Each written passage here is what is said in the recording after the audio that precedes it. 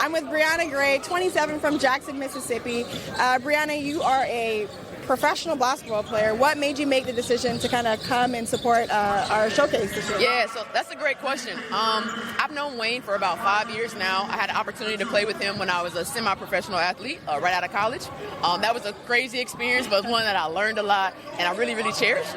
And when he explained what he was doing out here and the importance of bringing back a women's league and developing the talent out here, I was like, you know what? I'm set to go to Australia, but I can delay my flight about a week to get out here and help mentor these girls and see what Jamaica is all about. I've never been to the Caribbean myself, so I was like, you know, I can go out to the Caribbean, support my mentor, and develop women's basketball is a no-brainer for me.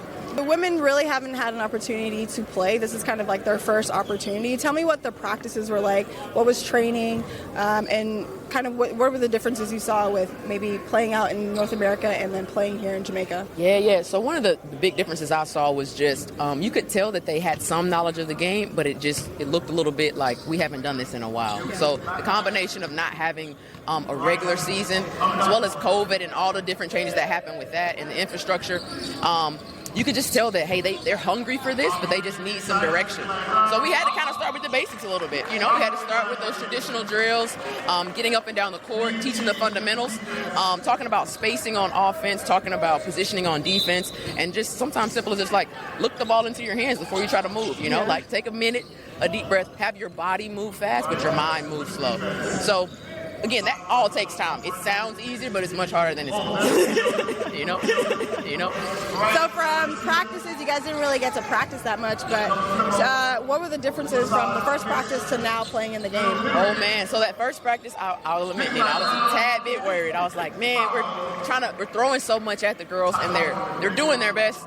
But honestly, from practice 1 that I had to practice 2, it was like a leap, you know, not even steps. They really took a leap. And they retained all the information, which is key.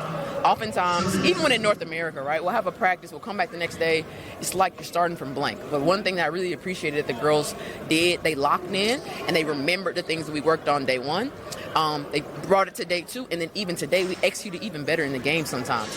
They were doing some things I was like, where did that come from, you know? So that was actually really, really nice. There was moments where you could tell maybe the lights got to them a bit, but that's okay. You know, that's why you have the pros or the little bit more veteran players to come.